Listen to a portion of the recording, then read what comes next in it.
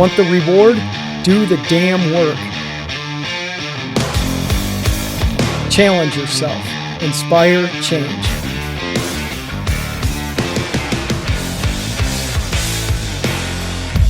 Choice, not luck. What's happening, everybody? Todd Crandell from Racing for Recovery with another awesome Ignite Euphoria podcast. And as usual, I'm excited to talk to this dude. I'm interested to see what he asks me and some of the responses he shares with you all. This is Caddy. How are you today, sir? I'm pretty good. How are you? I'm good. I think the first thing I want to say is you at least could represent Racing for Recovery a little bit more effectively. I don't get it. I mean, I feel like my wardrobe has pretty much narrowed down to Racing for Recovery gear. All my major life events, I seem to be wearing a racing shirt. So, okay, let's start with that.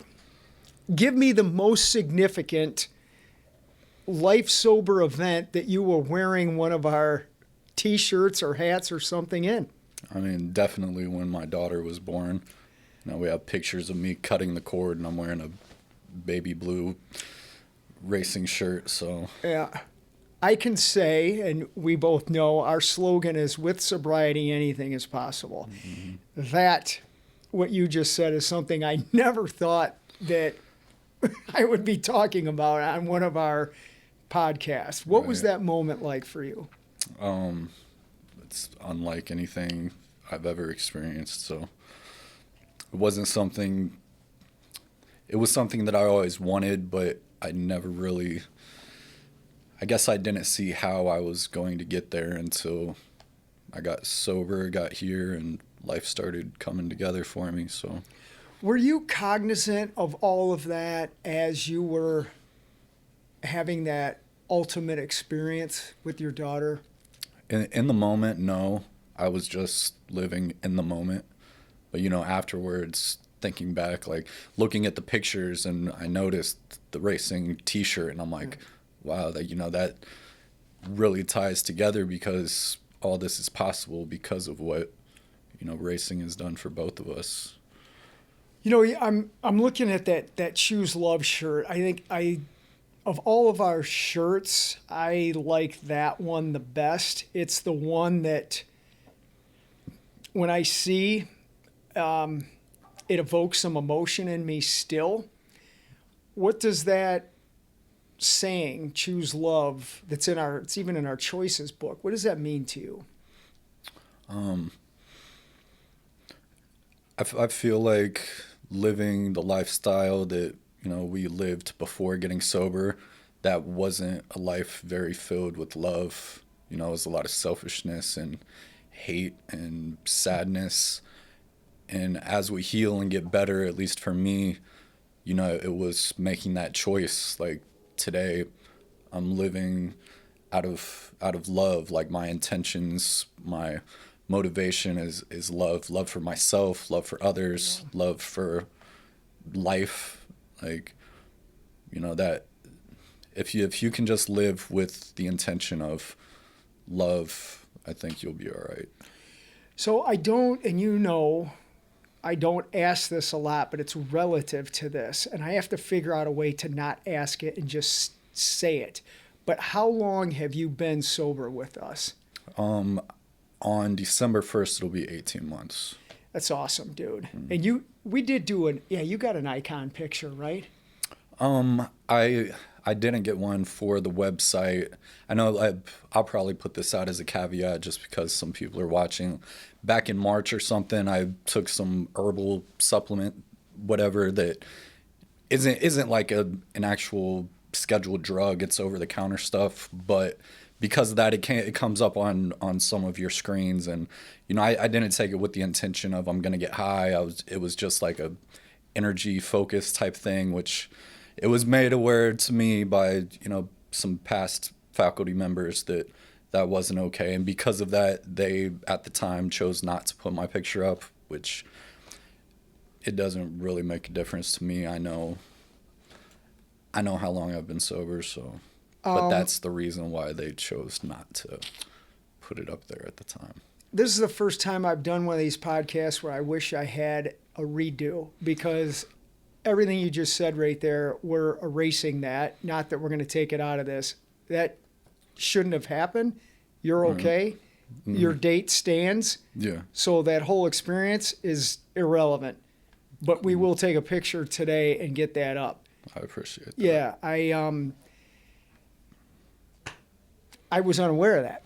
It kind of caught me off guard, and usually I'm not caught off guard. But no, that doesn't matter, dude. Right. Yeah. I mean, I kind of thought that question might come up, so I thought about it beforehand. I'm like, I should probably just clarify that, just because I know I don't want some people watching and saying, hey, you know, that's not how it happened. So See what happens when you're honest? right. I wasn't even aware of that to ask you that question. We're good. We'll do that today. With that, well, I can use that. How'd you feel when you were going through that? Did it alter your mindset on a negative fashion, or did it motivate you? What did it do? What did that situation do for you? I mean, really, it solidified my confidence in myself, Right on. because, you know, at first I was trying to explain and justify and like, no, you got to believe me. And then I was like, I don't care if you believe me or don't, because Awesome. like, I know what I did, I know what I didn't do, and, you know, whether you believe me or what you think really makes no difference on what I'm doing or what I'm going to do. Fantastic. Do you want to talk about your past in any part? Addiction, what drugs, anything? This is the opportunity that you can talk about some of your stuff, if you will.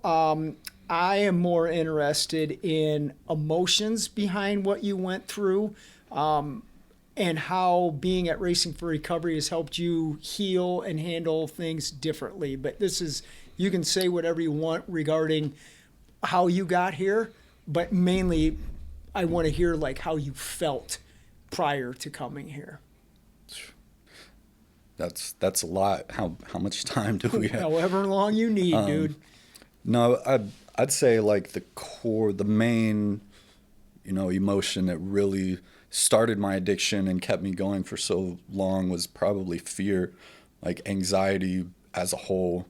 You know, I suffer from PTSD, you know, going back early in life, and, you know, I still battle with anxiety. You know, you'll hear me sometimes, my voice will get shaky, I'll get, but before, you know, it was hard for me to even leave the house to go out in public for any reason. And, you know, when I found that certain drugs took away that anxiety temporarily, I jumped all over it. Wow.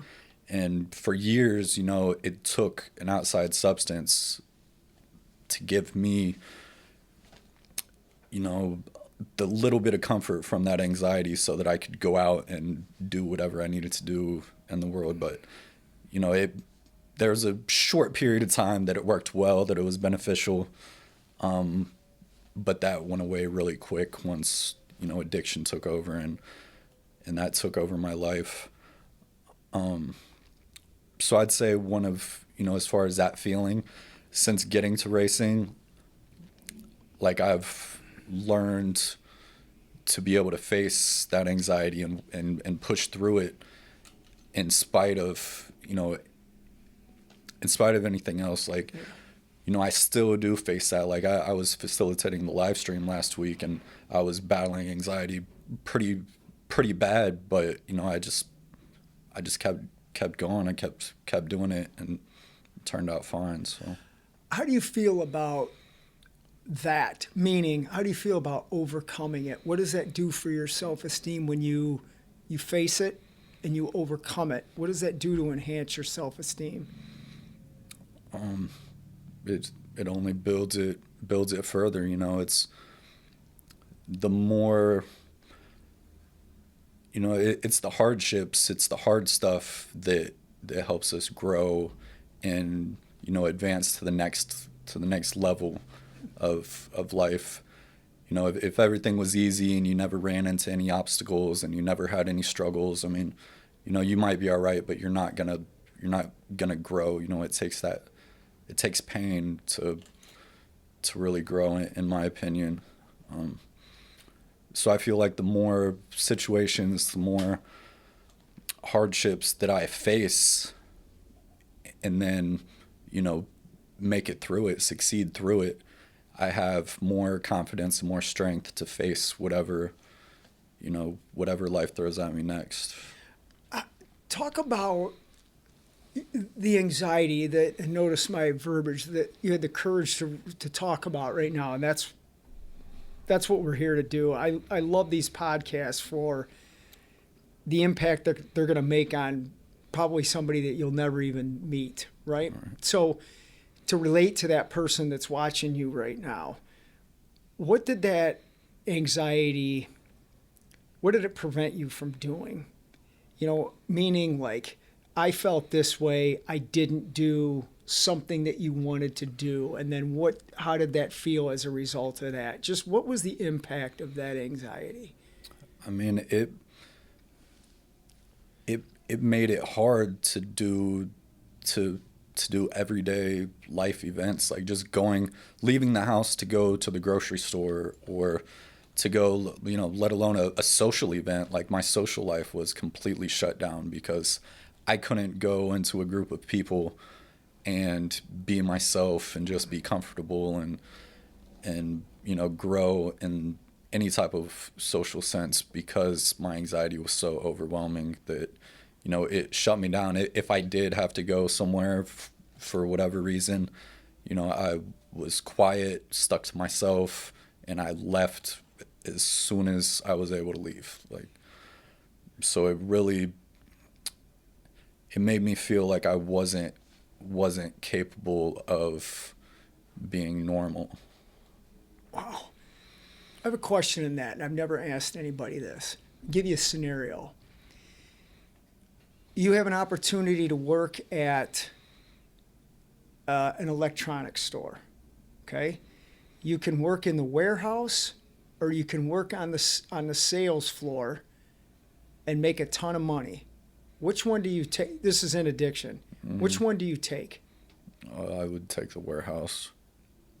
I already knew the answer to that. You know why I'm asking you this? That happened to me. And I've never, in all the stuff you've heard me do, I've never done this. So there's something new. But my uncle, back when Highland Appliance was a thing here, that's old school. It's now ABC Warehouse. Okay. My uncle knew some people and said, hey, I can get you a job at Highland Appliance.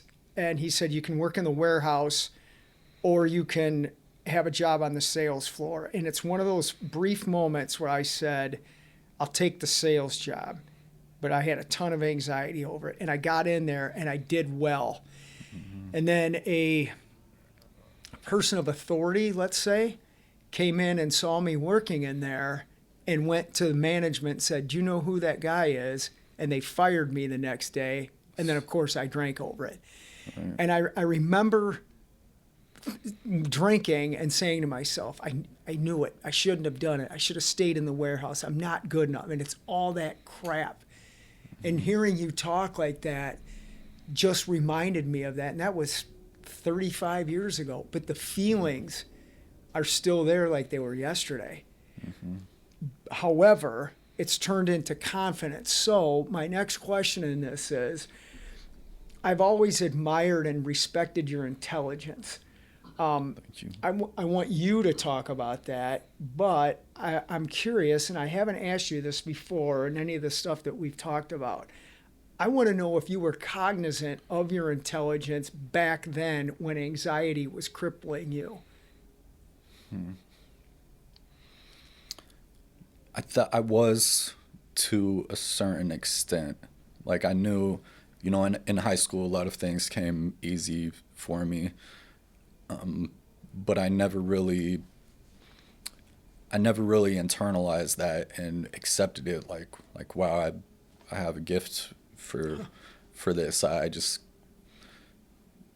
know, I guess I brushed it over, and you know, as I moved on into negativity, I think even more so I, you know, lost touch with you know, I didn't care. I didn't care if I was smart, if I was stupid, if I was attractive, ugly. Like at that point in my life, all I cared about was putting another drug in my body so that I didn't have to feel anything. You mentioned that you were keenly aware of that gift. So I'm asking you this question back in your former self. If you could have traded your intelligence for an elimination of anxiety, would you have done it? Yeah. Would you do it now? No, Right. no. Because I know now, you know, my livelihood, my family's livelihood is benefiting from, you know, my intelligence and my ability to, you know, solve problems and do things that others can't do as well or as quick. So, you know, knowing that now and knowing how valuable it is, you know, I can push through some anxiety. But So how does it feel to talk about that like you are now? it feels great. You know, I never thought that I never thought that I would get to this point without any type of medication. Like, Right. you know, that's another thing. I haven't just been clean off drugs for 18 months. Like I don't take any type of pharmaceutical drugs, Awesome. which I was convinced and believed in my heart that I would be on certain antidepressants, etc., whatever, for the rest of my life, because that's what I was told. You know, they don't tell you when you get put on X pharmaceutical that, you know, that can be as damaging as an illegal drug. You know, I don't know. I just thought that was something that I would have to take for the rest of my life, and after getting past it and getting through it, I feel better than you could ever imagine. So You know, you brought this up, and I'm going to take a moment to the people that are watching this right now. I want you to pay attention to how this awesome dude is talking and the inflection in your voice, because I don't know if you're aware of it. But I am, because I pay attention to you and I know you. I've noticed where your voice has, when it was cracking and when it's not. And it's interesting that when you start seeing in yourself, and that's why I'm asking you these questions to get you to talk like that. You're boom, you know, and it's shifted from a couple of subjects where you were talking about them before I led you into that, and it's changed. And I will say this too, and I'm not putting all of your business out there, but you'll know what I'm talking about. You have gotten better at that. Every time I talk to you now, I notice where it's just you. That's the real you talking, right? And that's awesome to hear. So I want people that, you know, as this carries on, to listen to that, man, because other people are going through that, you know, and it may not come out in an inflection of voice, but mannerisms or what somebody says or their body movements, you know, and everybody can relate to that, you know. yeah, it's embarrassing. I mean, I've had it all. My hands will be shaky. You know, my face will twitch here or there sometimes. Like it's a full, you know, anxiety is a full physical as well as emotional thing to deal with. So how have, and if Racing for Recovery has helped in that, what is it about being here for 18 months that's actually worked for you to get you to be on this show and everything that you're successfully doing? I mean, I think it's moved through different stages. Like at first, when I first got here, it was just about getting my physical body, you know, back to stasis, you know, which the exercise, the diet, you know, that was huge for me. You know, walking over every morning and hitting that gym, you know, was just working out all those toxins and getting my physical body back to where it needed to be. And then you move to the next stage where you start working on the trauma and the emotional, you know, damage. And then, you know, you just keep progressing from there. So yeah, I think the different stages of what you offer here, you know, you have to stick around and you have to do each part, you know, to the fullest. Yep. But nothing else has worked the way that this place has. Did you come into Racing for Recovery with expectations, or just a willingness and an open-mindedness to actually learn some stuff? And I'm asking this to go back to the intelligence aspect that you have. I assume you don't walk into any educational institution and expect to know everything on day one, or you're willing to be taught, right? And is that the same mindset that you applied here? I think one of the main things that drew me here was the alternative, approach to the whole recovery thing, because I've obviously been to other, treatment programs that do the primary 12-step approach. And in every single one of those that I was into, I was asking questions. What about this? What about that? What about this? Because it didn't sit well with me that the only way that I could, stay clean is if I do these, do what they say I have to do. Like, it didn't make sense to me. Because I believed in my heart that if I wasn't actively using drugs, like I didn't have to be an addict for the rest of my life. I couldn't just swallow that. So I think, hearing about this place, I was like, wow, that makes sense. That's how I think. That's how I feel about the subject. But, I actually wanted to come here probably a year before I actually did, but I was on, medications through some of the other treatment programs that you can't take here, and breaking free from those, even though I was technically clean from drugs, I was still, you know what I mean? There's no difference. So I couldn't break free from the treatment meds long enough to come, get my life together. I got to take a pause and let that sink in for a second. Well, what did that feel like? Like having a desire to be here, but then well, let me give you another compliment. That's called integrity. And again, a willingness, but also an unfortunate, look, I'll just say it. Unfortunately, it's a lack of proper education in this field that didn't give you the opportunity that you should have had. Right. And that's a bold statement to make. That's part of why I started this, and part of what bothers me is that blatant no, you can't, because it's not one thing.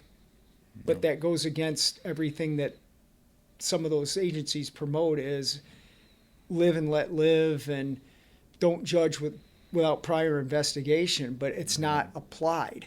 Mm-hmm. And when I hear you talk like that, I hear a desire, hey, I want, and it's you can't because, but you're having the integrity that you have, saying, well, I'm not going to disrespect going to Racing for Recovery because they don't do that, which again leads back to self-esteem and anxiety and all that, and it's just this vicious cycle. Right. You must feel like $1 million with freedom. I was just about to say, talking about, what I was experiencing before. I felt trapped, because I had to keep going to whatever meetings, programs, classes necessary in order to get my meds, in order to keep me. Well, I felt trapped, and one of the greatest things for me that I ever did was stopping, any type of chemicals that, going into my body, prescribed, not prescribed, period. Like, it's the best thing I ever did for myself. I'm just thinking what you said with trapped. If I had our people that come here and they felt trapped, we got a problem. That's why when I said about that comment about being free, I don't want people to feel trapped in here. I want people to feel free and understand they gave themselves that freedom. We're just providing an environment that's conducive to that freedom. trapped is not sobriety. Trapped is addiction. Right. You can't give anybody freedom. You can only take it away. Right. Wow. I've done quite a few of these podcasts. I haven't had any that I've heard some of the things you've said today. What do you want to talk about? So I don't keep drilling you with questions. You said you had some questions too. Oh, I was just kind of joking with you. You can turn it around. That's all right. I know you joke around a lot about, being the janitor here. You'll say, oh, I'm just the janitor. I'm just here. But, like, I'm wondering how, you are incredibly involved with all the people here, which, being in your position at other places, you wouldn't necessarily see, the founder of the place walking around mingling with, people that just walked in the door and talking to them. And I guess I'm wondering, is that something that does that help you personally, or do you do it for them, or does it benefit you? That's a good question, and I shouldn't have asked you to ask any questions because now I'm getting on the hot seat. No, that kind of started as a joke, and it's still funny at times, but there's a serious message if people really pay attention to it, again, like you are. And just today, I went in the kitchen, and there was a new girl in there who was kindly cleaning. And I saw her yesterday, but I didn't get a chance to talk to her because we were in the group. And I asked her, I said, hey, you're new here, right? Yes. I asked her name, and I said, nice to meet you. And she said, what's your name?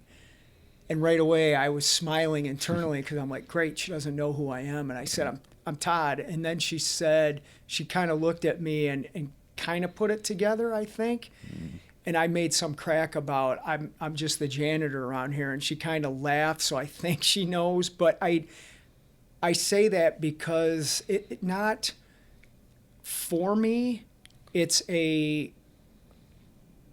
I think it's how I think and feel. I'm just a janitor, or I shouldn't even say just the janitor. I'm just a person. And even if I was the janitor here, which I've done janitorial duties and I still do them, that's called humility, or whatever. I don't want anybody here to feel less than, and I don't want people to think above than either. And that started as a joke when a lady that came in here, she was looking for help. I asked her, hey, can I help you? And she said, do you work here? That's what it was. Do you work here? And I said, yeah, I'm the janitor. And she said, can you find me somebody that can help me? I have a situation to deal with. And I'm like, sure. And I directed her to some other people. And I'm not sure really why I did it at that time, because I'm qualified to help. And it stuck with me about how our logo, Racing for Recovery, is more important than my name. And when people don't know who I am, it's a sign of hard work paying off. Now, if somebody does know me and they're coming in to get some help, that's okay too. But I'm really proud of the fact of people that they don't know who I am. It's fun. And so I'm not, to answer your question again, I'm not doing it for me. I think I'm setting an example to someone who at that moment may not understand it, right, but then later on they will. And I've had that happen where there was a guy, I was running one of the IOP groups, and our book choices when I was on the counter. And normally I turn the cover of it over, but I could see him looking at it, and he put it together. He go, hey, this is you. And I said, yeah. And I could tell on his face that he was like, why didn't you say that? And I'm like, it's irrelevant, right. And I see a lot of that in you. You could do it with your intelligence, and you don't. So when I see it in other people, it's a reflection of, I know I'm doing the right thing with that. Yeah. Yeah, I think sometimes I hold back a little bit because of other experiences I've been in my life. Like, namely, when I spent some years in prison. And that's the type of place where if offering some information to somebody that might seem like a normal everyday, like, oh no, hey, actually, this is the right way. For some people that have low self-esteem and may not be educated and, already look at themselves some type of way, when you offer that knowledge to them, they can take it as an insult. So I've learned to kind of, sometimes keep stuff to myself because I don't want somebody else to feel bad, if that makes sense. A little bit. So let me ask you this then. When you first heard me say that, how did you interpret it? When I first heard you say what? About me being the janitor or whatever. How Oh. did you take that? I took it as you being humble, you know. Yep. I took it as humility all day. Right on. Yep. And I think that's when I'm asking questions like your intelligence, or when I've said to you many times, that's a good question. I'm trying to bring your confidence out of you. And I do it to everybody when I see it. Right. Say that stuff. That's what people are lacking coming in here, that we're trying to get them to build, not in an egotistical manner, a factual manner that comes across with humility, right? That's those three words: empathy, humility, and gratitude. I didn't realize how integral they are to the foundation of just good, wholesome living. And the more I'm in this, it's like they're around us every day. Right. Wow, that's good. Are you going to bill my insurance for this? How does that work? I'll try. I need to figure that out. Well, I say this to everybody that's at your stage, and you don't, well, I don't want to make the statement, but do you have a desire of working in this field or with us, or are you sticking to the journey you're on? I've definitely thought about it pretty intensely, and I've asked you a lot of questions over the last year, exploring that in myself, and I think I've decided that it's not really the best fit for me, just because I don't think I could handle the frustration and heartbreak of trying to get through to somebody and them not take it. I work in the construction industry, and if I go in and a piece of drywall needs to be replaced, I measure it, I cut it, and then it's gonna fit. That drywall is not gonna say, well, I wanted to fit, but I couldn't because this, or my ex-girlfriend stopped me, or my mom's dog died, or whatever excuse. I wouldn't be able to handle that well. Like, I like doing what I'm, and really it almost, like, I hate to say it, but I like being in control, and I know with what I'm doing, like, I'm in control. If something doesn't work out, it's because I made a mistake. I don't have to, try to convince anybody else to do something for me to be successful. Again, your intelligence is paid off. You just saved yourself a lot of heartache. However, I'm not saying that, the field has there's some heartache in it. But if you can learn to handle the heartache, it's doable. But if you're cognizant enough of, I want to skip that and just stay in something else, that's even better. So now that you don't want to be a clinician in this, I'm going to ask you to be one to yourself. What would you say now, where you're at now, to your former self? You're counseling yourself back then, now. What do you say? I'd just say it's going to be all right. Awesome. As simple as that. Would you have believed it? I would have had a hard time, Yeah. but I guess I would have to believe it if it's coming from me. Wow. There you go. That's cool. Have we ever talked music about stuff? I don't really. What's your favorite band? God, I don't know if I have one. So I go in waves. I've always been partial to Metallica. So, Is there any of their? Have we talked about Master of Puppets before? We have. I don't think know. so. I don't So think this so. is relative to stuff. Are there songs that you heard in Addiction, specifically even by them, that evoked certain emotion, or you had certain thoughts or feelings that now have changed into something that's even more productive? Hmm. That's kind of a hard one. I don't know. Maybe I've always loved, Nothing Else Matters, Mm-hmm. and I feel like before, I interpreted it. I took an interpretation as, more of a negative sense, like, nothing matters, not nothing else matters. But, now where my life has progressed to, I've got my wonderful wife and my 6-month-old daughter at home, and, now I look at it, I'm like, nothing else matters. Like, and when I'm sitting there with them, really, like, nothing else matters. So, Dude, spot on. Even if you're not a Metallica fan, you got to listen to that song, and it's weird to say this, but that's a love song. hmm But it's not. You wouldn't think of that by that band, right. you know. I mean, it's same with. I don't want to carry on too long in this, but I love this conversation. The same with Fade to Black.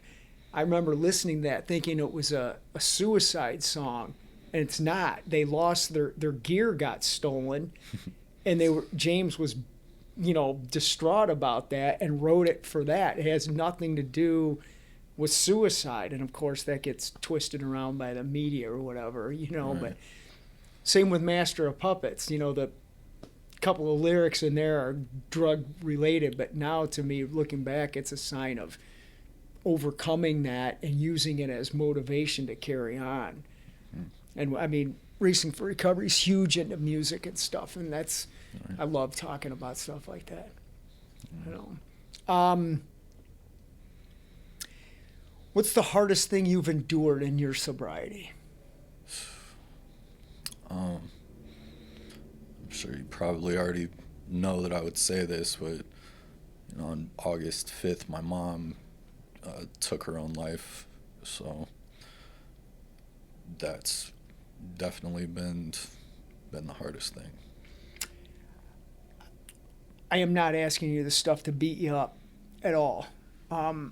And I wondered if you'd say a different answer than that, but you didn't. That's okay. What have you learned about her, and what have you learned about yourself from that loss? About her, I learned, that there was more going on with her than what I thought. Um, and myself, I've learned that no matter what comes my way, I can make it through. I don't have to get up. I don't have to give up, and I don't have to go back to unhealthy behaviors just because life isn't going good. That's big idea number 3 that we always talk about. We're not immune to life's hardships, right? If you, let's say for whatever reason, you started thinking and feeling that dark stuff, would you have the courage to ask for help now? Yeah, I would feel obligated to ask for help just because, like I said, now, Yep. with my family, with my wife, with my daughter, like they depend on me. Like it's not, I'm I'm not only taking care of myself, I'm taking care of all of us. So if I'm on shaky ground, like there's no room for failure. I if you're driving down the highway and your wheel starts to wobble, you got to fix it before you crash. Right on. I'm not going to crash. Do you see that as another sign of overcoming, anxiety and building more self-esteem? Yeah. Yeah, man. Yeah. Wow. Okay, we'll switch to some humor for a second. You want to tell everybody about the fact that you almost killed me during that marathon? You almost killed yourself. That's good, right? I Yeah. can't blame somebody else, right? Right. So I'm, walking to the end of my street because I heard, I looked up the route on your marathon, your run, and I was like, hey, they're running right past our street, so I'll go down there and meet them. And there's traffic going down one side of the road, and they're running down the other. And Todd sees me, and I wave, and he doesn't even look, just cuts right across the road to come give me a high five. And I'm like, man, there's trying to get hit by a car, like didn't even look. Yeah, that was funny. And and on a serious note again, I love watching people just get their lives together, and just seeing you standing out there that day. It's like, to me, it's an instant reaction to just I'm gravitated towards that, and seeing you standing there, it was like, I didn't even think. It's a knee-jerk reaction. Probably should have paid attention a little bit more, but I'm like, man, there's that success thing or whatever, and that was great, because sometimes those things are a drag or it's monotonous or whatever, and just seeing you out there gave me a burst of energy, and I thought I talked about this on a recent podcast too, that exchange of motivation between two human beings. Could be between two different races, sexual orientation, religious beliefs, doesn't matter. It's that exchange of awesomeness that was it that day. I think that's a cool bond that we have, that you almost tried to kill me. What else do you want to say? Maybe there's not a question you want to ask, but what do you want to say during this? What needs to be said?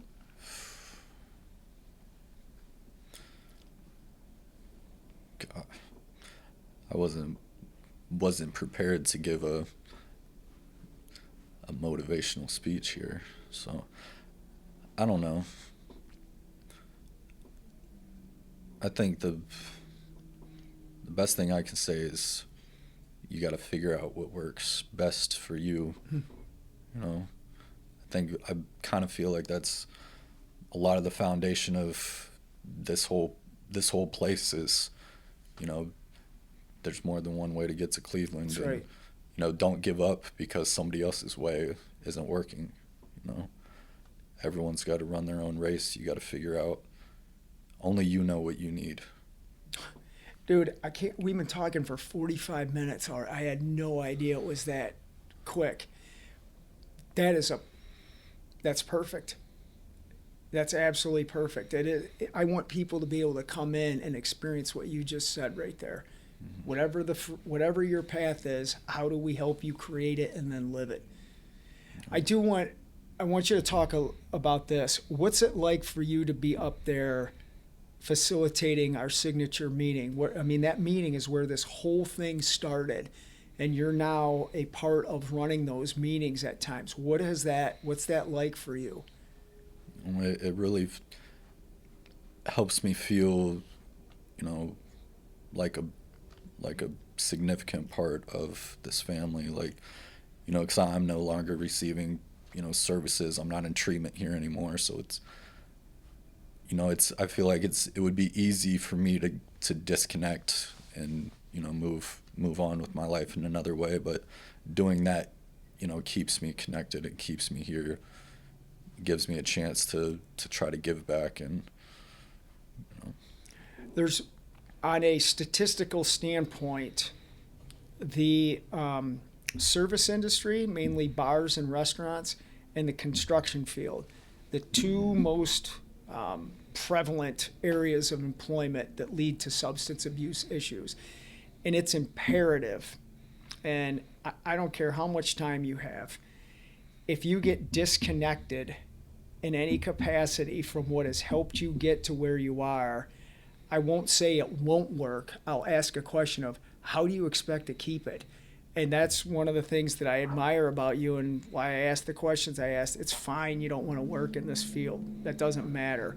But the fact that you're intelligent enough and care about yourself enough to stay connected to this in some capacity. That's the stuff that to me is admirable and a crystal clear example to other people. Like, this is what it takes, right? And you're doing it. I'm proud of you, man. Thank you. I love talking to you. I don't have any other further questions for you, man, unless you have any for me or any more profound statements. I don't know. It's hard to think of things with bright lights shining in your face. This is one that, like, when sometimes, and you didn't, but sometimes people will say to me, well, what are you going to ask me when I come on this? I'm like, I'm not going to tell you that because it sounds canned. I like these things just to flow, you know. But we will take your picture and we'll get it up on the icon page as it rightly should be. Thanks for coming on this, man. Thanks for having me. Until next time, America. I think that was one of those shows where they used to say that. No, but thanks for tuning in to this awesome podcast. Share it. Put it in the face of somebody else who needs to be at Racing for Recovery to get what this awesome dude has. Check us out on our YouTube page, Facebook page, and certainly that live stream support group meeting. Until next time, take it easy.